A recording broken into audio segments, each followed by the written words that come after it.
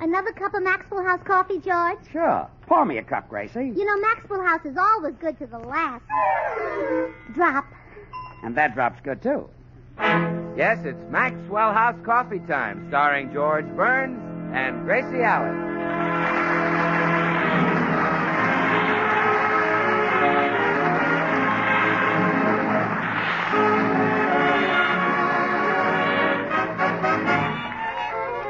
With yours truly, Bill Goodwin, the music of Meredith Wilson and his orchestra, our happy postman, Mel Blanc, and Lorene Tuttle, Elliot Lewis, and Lou Merrill. For your Thursday night comedy enjoyment, it's George and Gracie. And for your everyday coffee drinking enjoyment, it's Maxwell House. The coffee that gives you so much more for so little more that it's bought and enjoyed by more people than any other brand of coffee in the world. Yes, Maxwell House. The coffee that's always good to the last drop.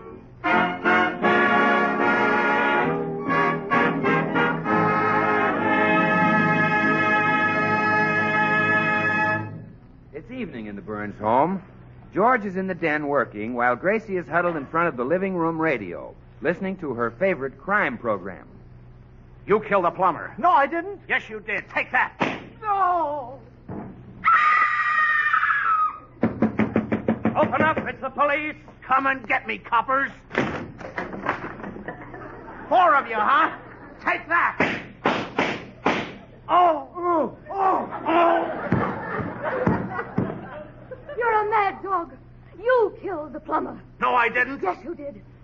Take that. Oh, I'm stabbed. The laugh is on you. That wine you drank was poison. Oh! Well, I guess it can't be exciting every week. Gracie, would you turn the radio off for a minute? I want you to hear a joke I just wrote for our program. I say to you, good news, Gracie. I won today at Santa Anita. And... Oh, that's very cute, George. One of the funniest jokes you ever wrote. Now, let me turn the radio back on. Wait a minute. That's not the whole joke. Well, it's all I have time for. I'm listening to my favorite mystery program, The Tall Man. The tall man? Yeah, it's all about a private detective named Rudy and his wife, Trudy. Rudy and Trudy. Oh, such a lovable couple. Every week they go out for a walk and fall over a dead body. Sound lovable. Well, I'll turn it back on so you can hear it. Now, Rudy and Trudy are about to solve the case of the punctured plumber. I'm dying to find out who punctured him. Well, I'm ready to name the murderer, Trudy. That's Rudy. Are you really, Rudy? Yeah, that's Trudy. Thanks. I'd never figured that out. It was very simple, Trudy. As you remember, when we fell over the plumber's body, his crooked partner, Joseph Jones, was standing beside him with a smoking revolver in his hand. Yeah, he's the one. He did it. Is he the murderer, Rudy? No, he's innocent. Shucks. We then noticed, Trudy, that his jealous ex-wife, Sarah Smith, was kneeling on his chest with a dagger between her teeth. She's the one. She did it. Huh? Yeah. Is she the murderer, Rudy? No, she's innocent. Oh, pooh. We also discovered, Trudy, that his insane nephew, Ben Brown, was lurking at his feet with a shotgun and several hand grenades. Oh, he's the one. He did it. Must be him. Yeah. Is he the murderer, Rudy? No, he's innocent. Oh, darn it. And who did puncture the plumber, Rudy? The murderer was Ebenezer McGonagall. Oh, darling. You're so clever. Thank you, sweetheart. Well, we'd better get home and get some rest. Yes. Let's. Turn it off. It's driving.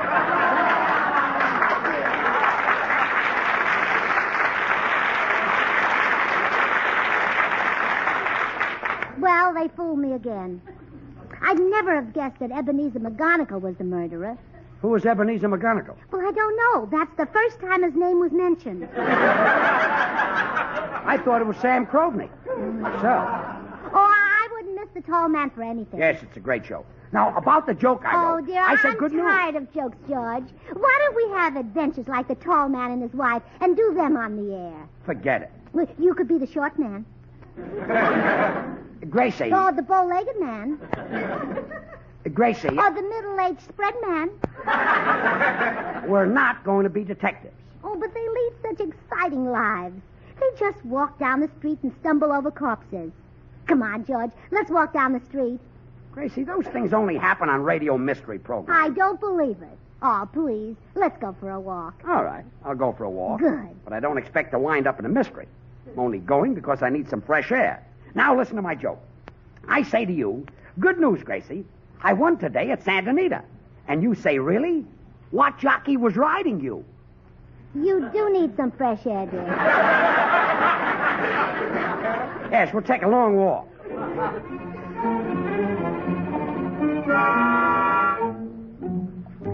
Oh, I'm so excited, George. I just know we'll run into something sinister any minute now. Yes.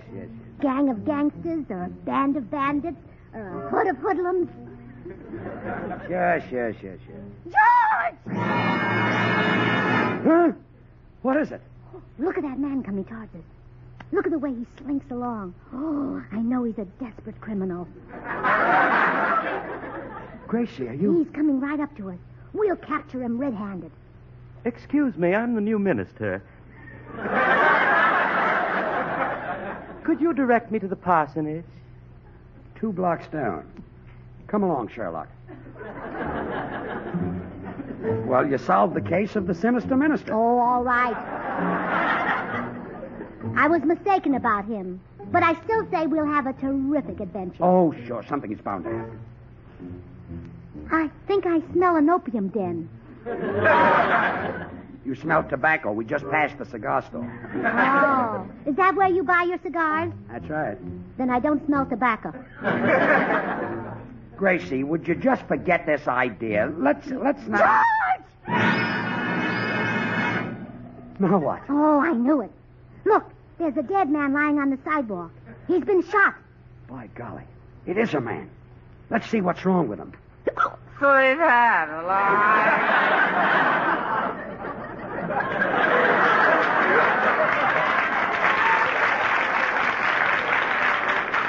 Some dead man.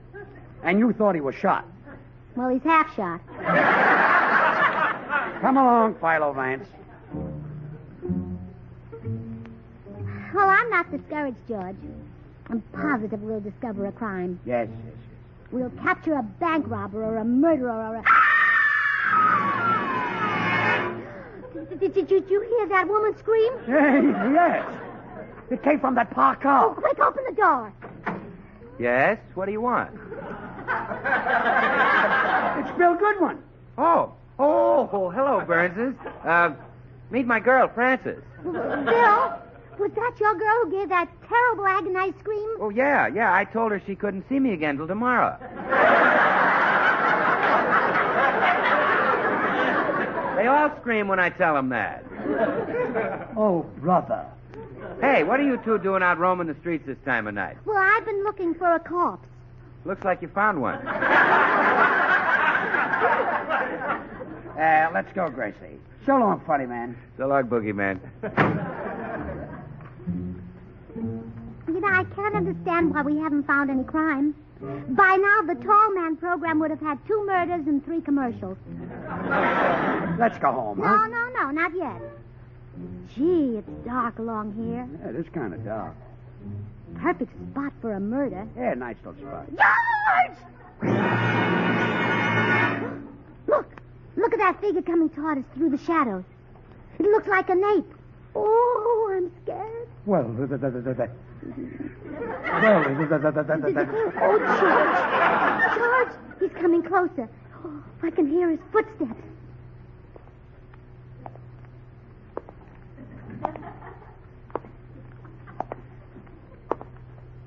Good evening, Mr. and Mrs. Burns. You, Mr. Postman. We thought we saw an ape. No, my wife's not with me. I went to the movie alone tonight. Would you like to go walking with us, Mr. Postman? We're out looking for crime and adventure. Oh, no, thanks. I had my fill of it in the movie. Humphrey Bogart shot people like crazy. Bang, bang, crunch. Bang, bang, bang, crunch. Crunch? The fella next to me was eating popcorn. I wish I could chase criminals like Humphrey Bogart does. They try to run away from him, but he always shoots them in the end. Yeah. He's wonderful. Well, I'd better be limping home. I drove my old wreck of a car to the movie, but when I wanted to drive it home, it was missing. Well, that's a tough break, Mr. Postman. Yes, now I'll be late getting home, and Bertha will scold. Yes, she'll be angry. You speak up to her. I always speak up to her. She stands 6'3". Well, good night, Mr. and Mrs. Burns. And remember, keep smiling.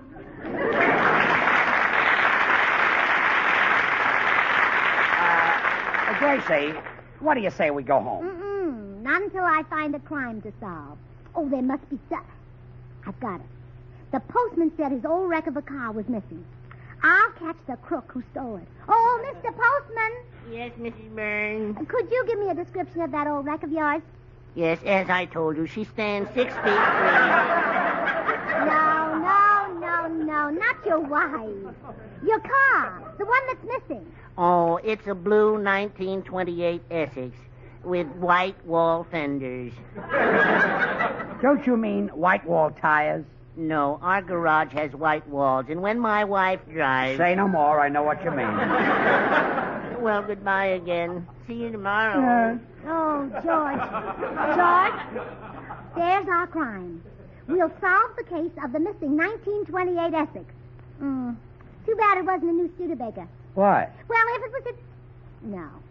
Now, let people point at us. Let them say we're freaks. We haven't done a Studebaker joke, and we're not going to do it now. There you go.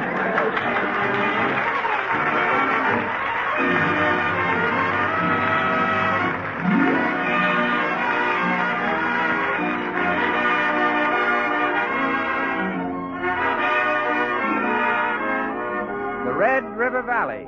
Riding the range in Texas, a lonesome cowboy once sang the cowboy blues, and a great American folk song was born. Which is how great folk music happens, Bill.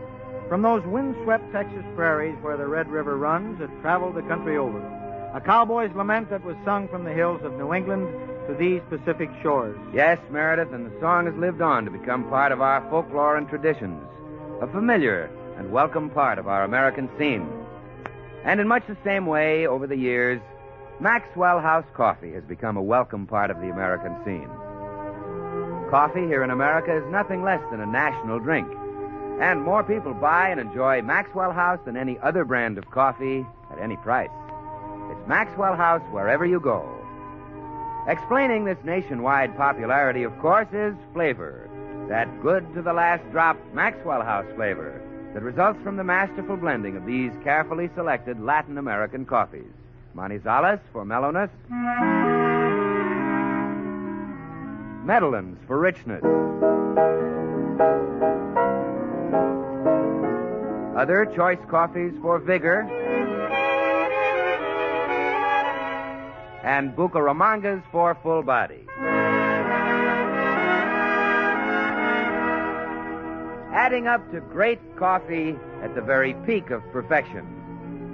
Why not enjoy the best in coffee drinking pleasure? You can for just a fraction of a penny more per cup than you'd pay for the cheapest coffee sold. Just say, Maxwell House. Always good to the last drop.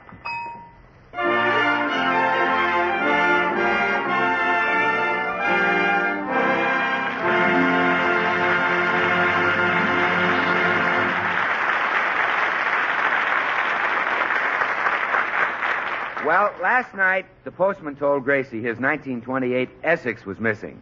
And Gracie, inspired by her favorite crime program, The Tall Man, was up at dawn this morning to solve the crime. Well, I'm back, George. I've been to the scene of the crime, and I found out who stole the postman's car. Who? The James gang. The James gang? Yeah. They've been gone for 75 years. Oh, well, maybe they're laying low till the heat's off. Forget it. The postman's car was not stolen by Jesse and Frank James. Who's talking about Jesse and Frank James? I'm talking about the new James gang, Harry and Betty. Harry James and Betty Grable? Mm-hmm. If that surprises you, wait till I tell you who's in their gang.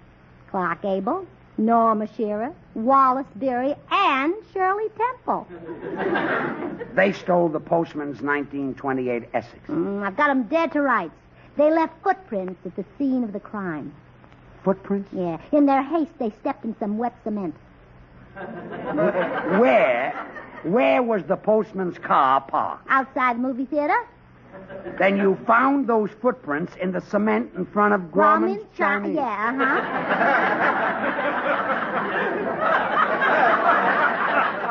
Those people are movie stars. They put their For sure, they're movie stars. That's all part of their car-stealing racket. Huh? First, they make a movie, then that lures people into the theater. Yeah. And while the people are in the theater, boom, they steal their cars. Gracie. What a sweet little racket. When I give this story to the police, somebody's going to get put away.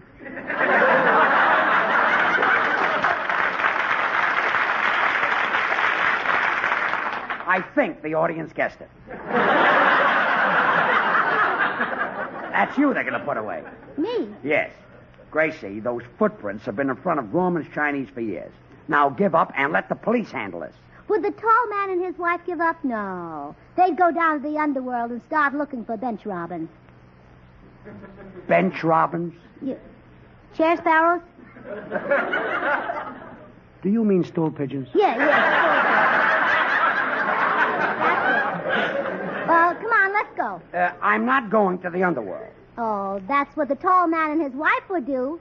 Either that or some weird and unbelievable character would walk in their door. That won't happen either. Good morning, all. I take it back. Hello, Meredith. Meredith, would you like to help me solve a crime? Indeed I would, Gracie. I've always had a flair for detective work. As a mere lad back in Mason City, Iowa, I solved a most astounding and baffling mystery. Oh, what was it? Squash came up in our turnip patch. And you found out why? Yes, by dint of shrewd questioning, I learned that squash had been planted there. They should have made you chief of police. Well, all right, Meredith. You are now my assistant. Together we'll find out who stole the postman's 1928 Essex. Look, Gracie, I got to go to the office. Now, play detective if you must. But promise me you'll stay away from the underworld. Yeah, I promise, dear. Good. See you later. Well, Meredith, as soon as he's out of sight, we'll start for the underworld. But you gave George a promise. Yeah, I know, but I'm going to break it because I love him. Because you love him? Well, yeah, if I ever kept a promise, he'd drop dead. Let's go, Meredith.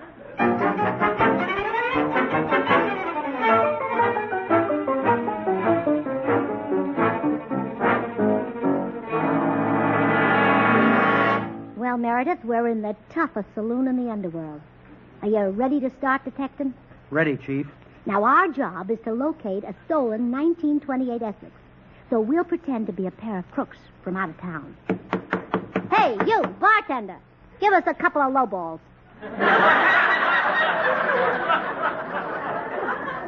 Yeah. You mean highballs. I mean lowballs. We only got time for a short drink. Get a move on and stop flapping your trap. You're pretty tough, ain't you, baby? Yeah. You bet I'm tough.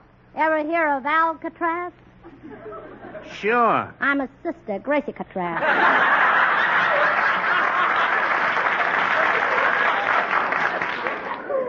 Yeah. And I'm her ma.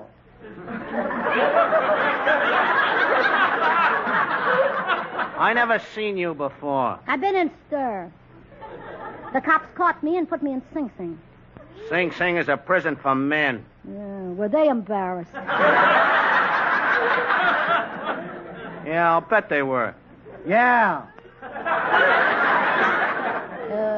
Me and Mamal's out here to pull off a big job, and we need a getaway car. A getaway car, Yeah. huh? What kind you want? A 1928 Essex. Who do you want to get away from? Step and fetch it?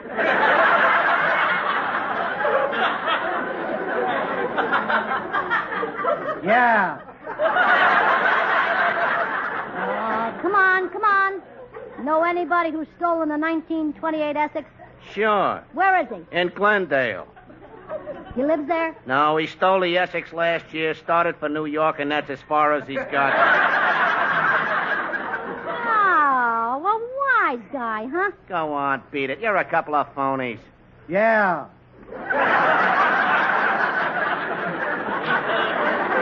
Nobody talks like that to Gracie Catraz. Take him for a ride, Meredith. Come along, sir. Griffith Park is lovely this time of year. Oh, get out of here.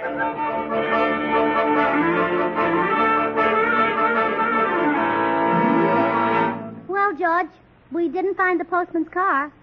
If you stole a 1928 Essex, where would you go? To a psychiatrist. Oh, why don't you help me detect George? No. Leave crime to the mystery programs. Come in. Hi, Burnses. Hello, Bill. What's new? Well, Gracie wants to be a detective like the tall man. Yeah, Bill. But, of course, I can't call George the tall man. I'll change tall to broad. What did you change man to? Look, comedian, why don't you revive vaudeville? Impossible, George. When you kill something, it's dead. Now, Bill, don't tease George. I'm serious about this detective work. The postman's car was stolen, and I'm on the trail of the crook. Really, Gracie? Yeah. You know, I used to do a little amateur detecting. Maybe I can help you. Wonderful. Now, first, you've got to be able to identify the criminal type. Uh-huh. Now, the man who stole the postman's car will have a low, receding forehead. Yes. Shifty, close-set eyes. Yeah. A weak chin. Large, protruding ears. Yeah. George Burns, did you take that car? Gracie. Come on, confess. Now, look. Give him the here. third degree, Gracie. Beat him with your hose. What? And ruin my good nylon? Okay, kiddies, break this up. Hey, what kind of a car was it, Gracie? A blue 1928 Essex. What? A blue 1928 Essex? Mm-hmm. Hey, I saw that car just this morning. Oh, where, Bill? Sitting on a used car lot. Well, come on, let's grab it. Which lot? Madman Munce? No, besides, haven't you heard Muntz isn't mad anymore? Why not? I told him about Maxwell House coffee. He's happy now. Happy boy. Happy man. Can you blame him? Maxwell House is rich, delicious, and mellow. That famous Maxwell House flavor, you know, is the result of careful selection and blending of premium Latin American coffees, radiant roasted to perfection. It's no wonder more people buy and enjoy Maxwell House than any other brand of coffee in the world. Bill, where did you see the car? Was it the smiling Irishman's lot? No. The scowling Scotchman? No. How about the chuckling Chinaman? Now, wait, let me think. I was on my way to get breakfast when I saw the Essex. Was it okay? Delicious. Had Maxwell House coffee. Gosh, Gracie, Maxwell House is the very best in coffee drinking pleasure, yet it costs but a fraction of a penny more per cup than the cheapest coffee you can buy. That's why Maxwell House is the choice of so many millions of Americans today. They know today's coffee buy is Maxwell House, the coffee that's always good to the last drop. Oh, Bill, please try to remember the used car lot where you saw the Essex. If George and I solve this case, it means a new career. It means George can give up telling jokes and singing. That did it. It was the frowning Frenchman. Oh, thanks, Bill. I'll go right over. Wait a minute. I better go along to keep you out of trouble.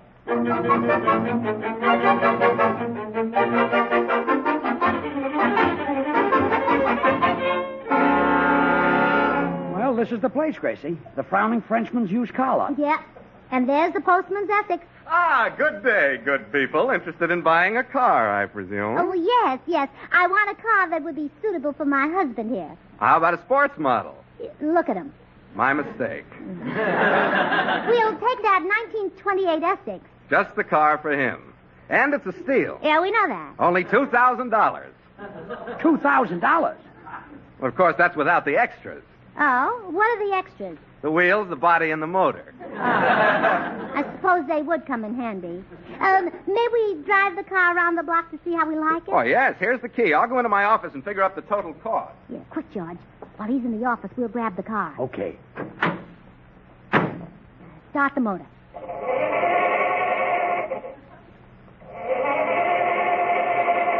Darn it, nothing happens. Oh, we've got to escape before he comes back.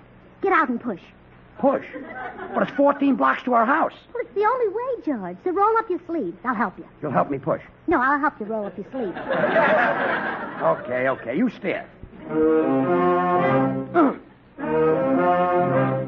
Gee, I'm ready to fold up. How far have we gone now? 6 blocks. It's funny. We're going downhill, and the car is harder to push than when we started. Well, I didn't want to leave you behind, so I put the brakes on. Gracie. Keep pushing, dear.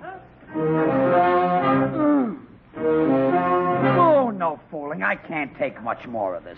How soon do we get to our house? Oh, we've already passed it. Past it? Well, yes, as long as we were out, I thought I'd go by the market and shop for dinner.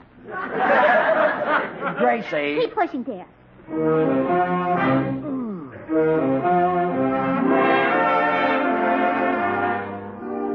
Well, home at last. I wouldn't do that again for $1 million. Oh, I'm proud of you, George.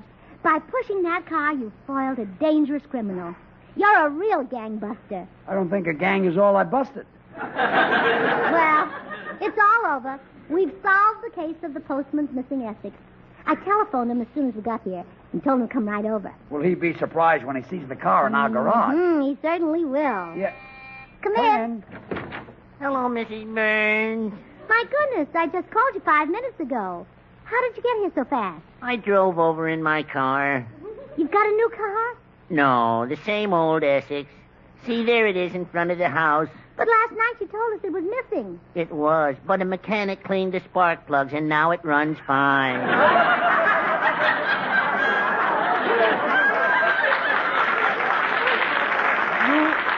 You mean to say that your car wasn't stolen? Oh, no. Then the Essex in our garage really belonged to the used car man. I'll probably wind up in jail. Oh, no, you won't. Wrong, wasn't I? All right, don't nobody move. Which one of you drove the Essex up in front of this house? I did, officer. Come along to jail, you car thief. But, officer, you don't know... I said come along. Goodbye, Mr. Postman. Remember keep smiling.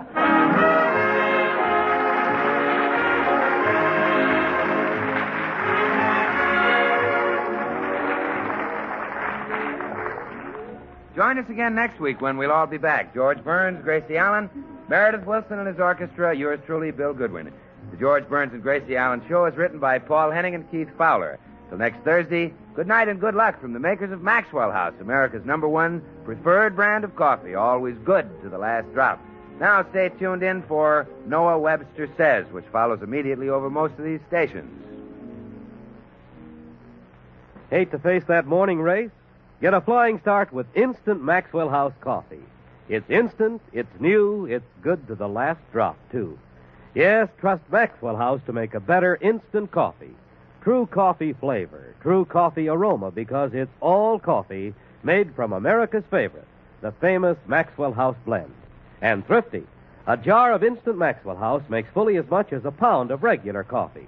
Ask for instant Maxwell House. Good to the last drop. Good night, folks. Good night.